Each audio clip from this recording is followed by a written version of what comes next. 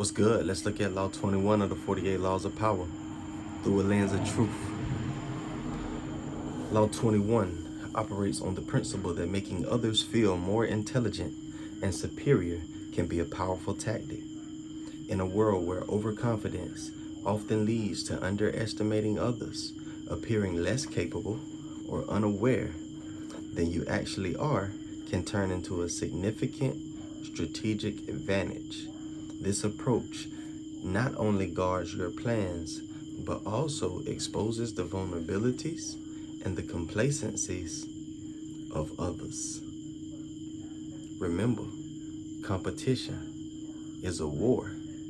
There is absolutely no peace and no joy in comparison, because comparison is a competition, and every competition is a war where opposing sides are trying to accomplish something, even if they have to run through each other to do it. This is what you've been entertaining. And while you entertain this clash and conflict that never ends, because people are always wanting to stop goodness from flowing, at least that's what you believe or subscribe to. At least that's what you've entertained, because that's what was promoted to you from the generation before. That's what was explained to you from the misinterpretations of the biblical stories that were promoted during your childhood and that you gravitated to in your adult pursuit of happiness within yourself, ignorantly. It's what you know, but that don't make it right. Making other people feel more intelligent, making other people feel more superior as you desperately claw and crave the superiority and the pedestal of intellect for yourself is not only tough business, but it leaves you conflicted. It's not only tough business, but it makes you a pretender. It's not only tough business, but it makes you fake as hell, because every day you are under the impression that these people that you are extending these absolute empty pleasantries to are beneath you.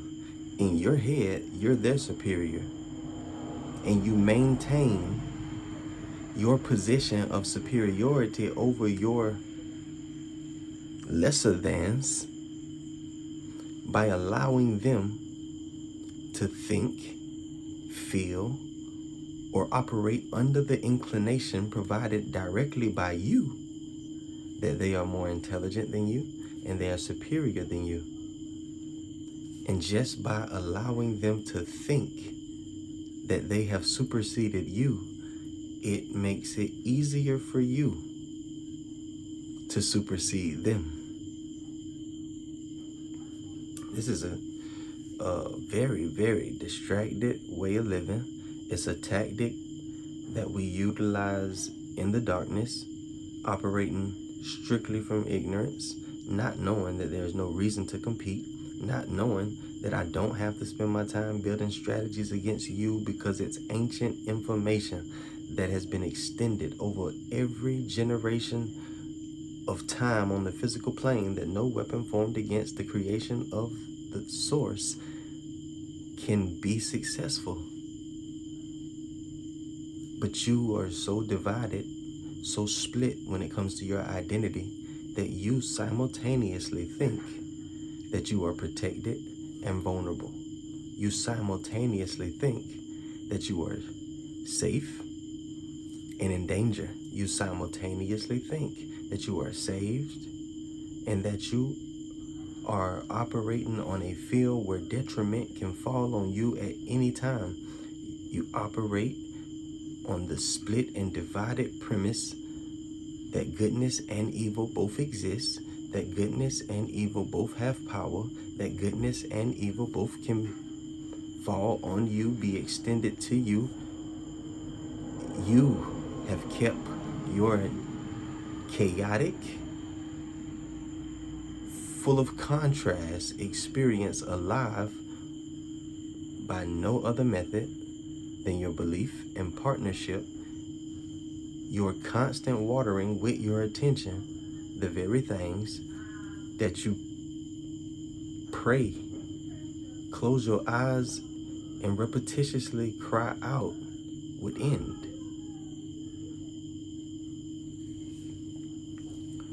Appearing less capable or less aware than you actually are can turn into a significant strategic advantage.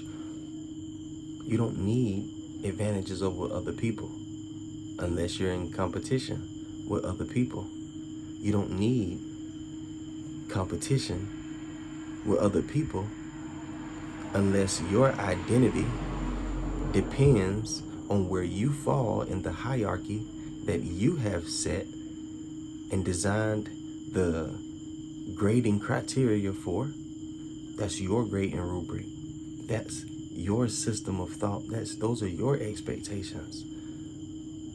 Those are yours. And you have not only made them a law for you, but you also apply them to everybody that gives you influence in their life. Set yourself free tonight.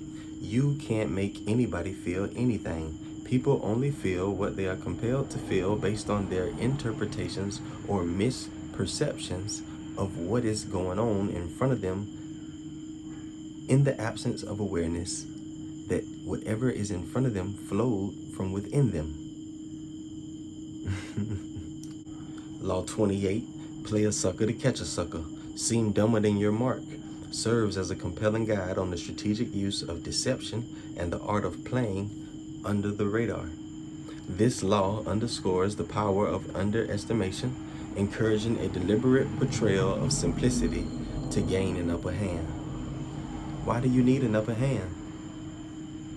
Because you've been competing against those who you were called to partner and connect with, against those who you were called to love and extend yourself freely to. You will not extend yourself freely to anybody that you are competing with. It is impossible for you to be friends with somebody who's in competition with you. You've tried it, and you and those people are no longer closely knitted and closely sharing experiences because the competition stopped them from applauding you when things were going good for you, and vice versa. Underestimation of anybody is a clear indication of ignorance still running rampant on the inside of you, still partnering with illusions and lies that you assume or imagine to be true and pour your attention on and allow your assumptions to harden into fact. Like Neville says, these things become true for you, not in fact. You will force something to be true in your experience. If you get it in your head that you broke with some money in your pocket, you'll sit in the house long enough telling yourself you can't go nowhere because you broke with a couple dollars, to the point that the money that you had is spent and you haven't had any income coming in because you've been sitting in the house pouting about being on the way to being broke, and the attention that you have put on being financially handicapped has hardened into fact. And now your experience is calling for you to see the mess that you have created with the gift of life that you were extended, so that you can go back in and amend it. I'm not trying to rhyme. I'm trying to tell you how to have a good time. I'm trying to tell you how to operate within your design. I'm trying to tell you how to flow within what is yours. All your life, all my life, we've been sitting and listening to other people tell us what fit them, what worked for them, and trying to put it on. But that didn't work for anybody. Even in the story that was designed to be a metaphysical expression, a metaphysical example of the life that you and I would live on the physical plane, returning back to original form, we see that that is not the solution. David went to go slay Goliath, and everybody was offering their weapons and offering their armor, and he said, nah, I got to go over there with my stones. I got to go over there with my armor that fit me. I got to go over there with what I know. I got to go over there in faith. I got to go over there with what I have experiential knowledge of. Not your theories, Not what you think gonna work, because if your methods would have worked, I wouldn't have had to come and slay the giant for you.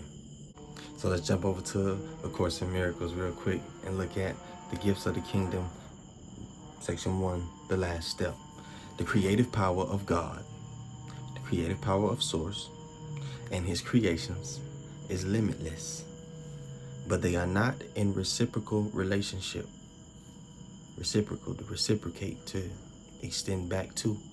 What I give to you, you give to me. Reciprocate. You communicate fully with God as he does with you. This is an ongoing process in which you share, and because you share it, you are inspired to create like God. Yet in creation, you are not in a reciprocal relation to God, since he created you, but you did not create him. I have already told you that only in this respect, your creative power differs from his. Even in this world, there is a parallel. Parents give birth to children, but children do not give birth to parents. They do, however, give birth to their children and thus give birth as their parents do. Come on now, you see it? You see the parallel? Parents give birth to children, but children don't give birth to parents. They do, however, give birth to their own children and become parents as their parents were. All right. All right. I know you see it. You see it. If you created God and he created you, the kingdom could not increase through its own creative thought. Creation would therefore be limited, and you would not be co-creator with God. As God's creative thought proceeds from him to you, so must your creative thought proceed from you to your creations.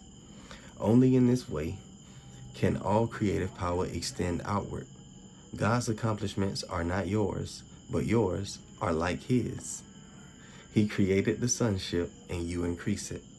You have the power to add to the kingdom, though not to add to the creator of the kingdom. You have the power to add to the kingdom, but you do not have the power to determine who the creator is, what he is like, and what he said, and who he approves of and who he denies. You can shut up with that. You claim this power when you become vigilant only for God and his kingdom. By accepting this power as yours, you have learned to remember what you are. All right. Your creations belong in you, as you belong in God. You are part of God, as your sons are part of his sons. To create is to love.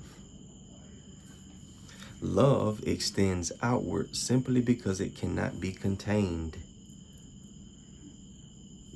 Because you told me you love me first? Because you're loyal to me? Because you're faithful? Because ain't nobody else in the city touched you? Because you forgave me for something that other people probably wouldn't have forgave me for? No. Love is extended outward simply because it cannot be contained. You'll know when the love is real because they won't be able to harbor it, hide it, and pretend that it's not there. They won't be able to run the laws of power on you so that they can try to have power over you and manipulate you and deceive you, because the love that they have for you will explode out of them. Being limitless, it does not stop. Love is limitless. It doesn't stop. It's not conditional. It doesn't flow sometimes. It doesn't have seasons. It doesn't have a honeymoon stage and then phase out and become like a job. It's limitless. If it was love in operation at the beginning, there is no end because it's limitless. If it's true love, there is nothing that could have been done for it to have been revoked in its attempt to be limitless. If it's attempting to be limitless, it's an imposter because love is limitless. It doesn't stop. It creates forever, but not in time. God's creations have always been because he has always been. See, before this body, I existed in another form. I may not be familiar with that form, but I'm returning to full knowledge of my origin and my design and my creator. I'm on the path back to the Father's house, which is not a physical destination that I can point on a geographical map. I'm returning back to the place that I and you originated from, that allows us to say, I am in this world, but I'm not of it. Your creations have always been because you can create only as God creates. Eternity is yours because he created you eternal. Do you think that you would be so worried and so busy rushing and panicking and developing anxiety and taking supplements and medications and synthetic medicine and going to counseling and entertaining all kind of advice and buying books and spending time trying to rush the process of your success and your abundance and trying to remove the barriers, trying to discover what it is that you've been doing wrong so that you can stop it, so that you can remove the blockage and you can operate free and at peace?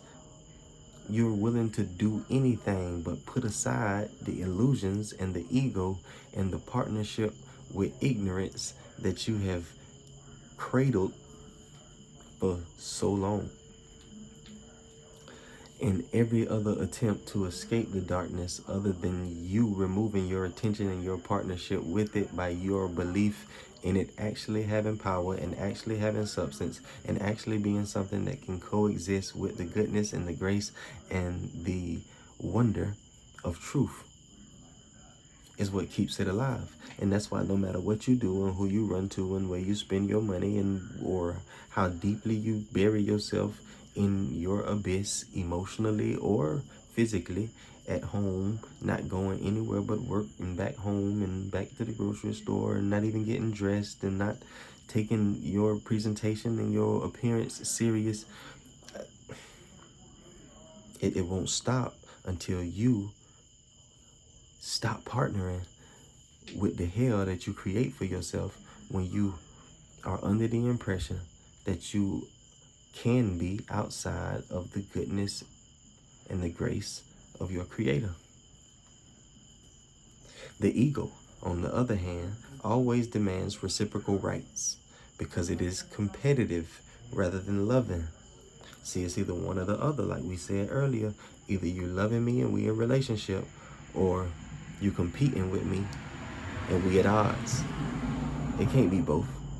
You don't love me, but find yourself competing with me. You may tell me you love me as you're competing with me because you want me to be under the impression that you're not competing with me so that you can make your competition easier. You may be in an illusionary state. You may be completely delusional.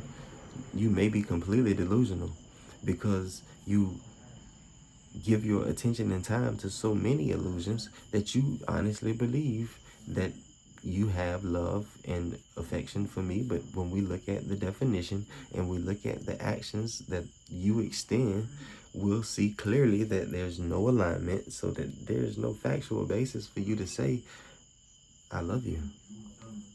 For most of us, that is a emotional statement that we tell people who we don't want to offend by not responding to being told first, or somebody that we're trying to manipulate into stand because we see a benefit for us that we'd like to continue. So the ego demands that whatever it gives, it be given back because it is competitive, not loving. It is not giving. It is always on the pursuit to be a receiver.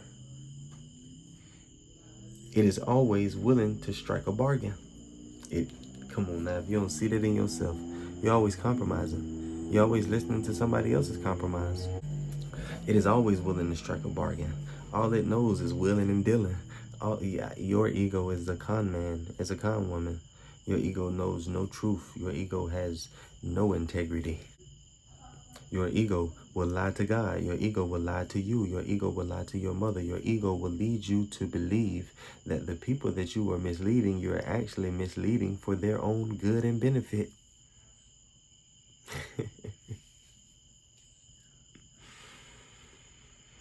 But it cannot understand that to be like another means that no bargains are possible. To gain, you must give, not bargain. To gain, you must give, not bargain. The laws of power, all 48 of them, are nothing but mere attempts to bargain and wheel and deal and scheme your way to the very gifts that are naturally yours. When you put down the illusionary world that you've created for yourself so that you can feel like you're in power. To bargain is to limit giving, and this is not God's will. To will with God is to create like him. God does not limit his gifts. God does not limit his gifts in any way. You are his gifts. And so your gifts must be like his. Your gifts to the kingdom must be like his gifts to you. Limitless, full of bounty and goodness. Can you honestly say that this is what you have been extending to the people who are a part of your narratives? I gave only love to the kingdom because I believed that's what I was. What you believe you are determines your gifts. What do you believe you are? Because I done been through many different stages. I've been through a ton of phases. I thought I was a gangster. I thought I was a rapper. I thought I was gonna be an architect until I started getting C's in math. And my mama laughed at me when I said that I wanted to be an architect because she knew I had to do math all day. But what I didn't know when I was a kid and my mama didn't know is by the time I would have been filling out an application to be an architect, there's something called AI that would have been on the scene, and I never would have had to do a single math equation. But it's cool, because I don't want to be an architect no more. But I have thought that I was many things, and as I thought that I was those things, I operated as those things. And now I know that the only thing I truly am in reality is a creation, a son, an extension of source, the one creator and sustainer of all things. I am the extension. And when you know that, why would you want to be anything else? I can be anything. I can have anything from the awareness that all things are mine because I am and I are one. But when I get it in my head that I am something other than I truly am, I end up busy, disturbed, and with a whole bunch of nothing. And then I develop habits in this darkness that are so hard to let go of until the truth and reality is the only thing that you give your attention to. Check this out. To think like God is to share his certainty of what you are, and to create like him is to share the perfect love he shares with you. To this, the whole Spirit leads you, that your joy may be complete, because the kingdom of God is whole. I have said that the last step in the reawakening of knowledge is taken by God, not you, not me. This is true, but it is hard to explain in words because words are symbols, and nothing that is true needs to be explained. Everything that is true is embedded in you and resonates with you when you encounter it as a remembrance of the eternal origin that you were derived from. However, the Holy Spirit has the task of translating the useless into the useful, the meaningless into the meaningful, and the temporary into the timeless. He can therefore tell you something. He can therefore tell you something about this last step. God does not take steps because his accomplishments are not gradual, instantaneous, done, complete. The moment you see it as done in your imagination and partner with it, and you feel yourself as having experienced it already, it's already done. Understand, the physical plane must catch up with where you are on the spiritual plane. You were designed to be out ahead. You've been looking at the physical plane trying to gauge where you are in the spiritual realm, and you got it all messed up. You are in the physical where you are because of what you've been doing on the inside of you, the lies that you've been entertaining, the misinformation that you've been passing off to others, thinking that you have the best of intentions. God does not teach because his creations are changeless. There's no reason to teach who already knows all things. Sad part about it is we've been pretending for so long. Now we want to be sincere. We want to be genuine. We want to be transparent. We want to be vulnerable. And we don't even know how. We're having to unlearn the dysfunction that we've had to develop to adapt to the illusions that we've drafted for ourselves and cried over and desperately looked for a savior to pull us from. The savior is within you. It will be the truth that sets you free. But the truth will not come in and snatch the lie away. You must put your burdens down. You must crucify yourself to who you think you are. You must die totally to the illusions that you've been entertaining so that you can live totally. You've been trying to split the screen. You've been trying to get PIP. You want to watch, and the crazy thing is you want the dysfunction on the big part of the screen, and you keep the truth down there at the bottom, minimized. And then you tell yourself that you're giving attention to both. I'm genuinely watching both. You're genuinely not giving your attention wholly to either one. And if you're not giving your attention solely to it, then that means you're split and divided, which makes you unstable in all of your ways, not just some. That means you're not just unstable on your job. You're not just unstable with your relationships with men or women.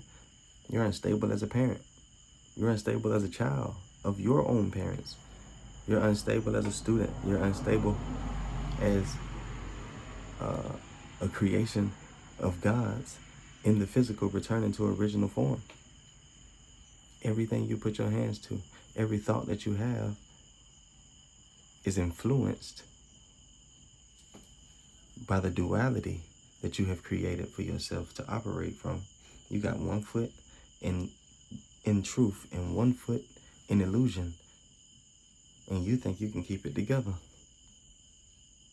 You have no choice but to end up split because these worlds do not commingle. They don't coexist. They're complete opposites. One is truth and one is a lie. One is real and one is false. They are worlds apart. So if you got one foot over here and one foot over there, it should let you know, for one, how big you actually are in the spirit. But just like in the physical, doing things just to showboat normally leads you to hurting yourself. And that's what you've been doing. Trying to show that you are capable of standing still in two different worlds and operating within both simultaneously and effectively has caused you to be terribly dissatisfied with this place. Terribly dissatisfied with the experience and the physical.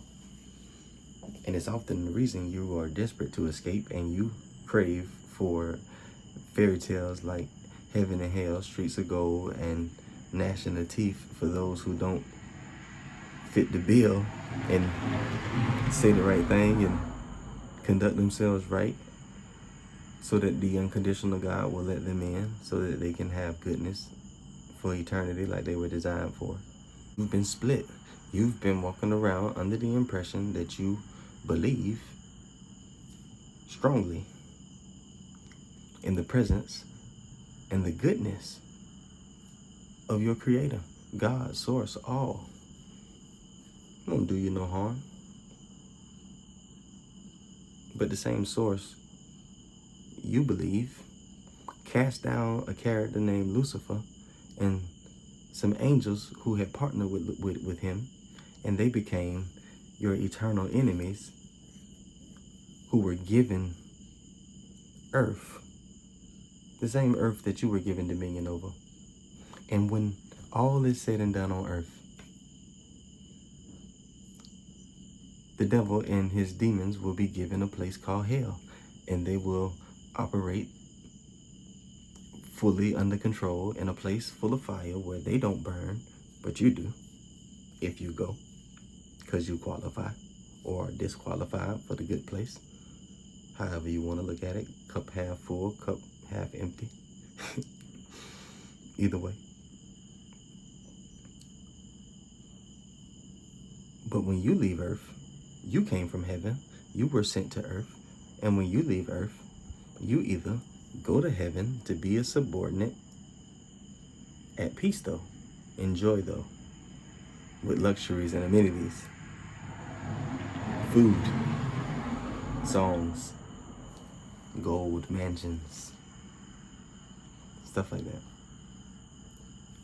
Or you go to hell, where you get gnashing of teeth, suffering, terrorized, punished endlessly.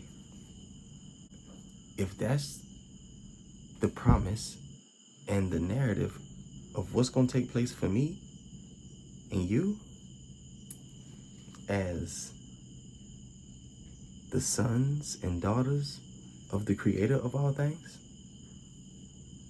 I think we got the short end of the stick. Would it not be safe to say that we would have been better off trading places with the devil? Sit on that. Chew on that. Let's talk about it. Lock in. Either way, lock in.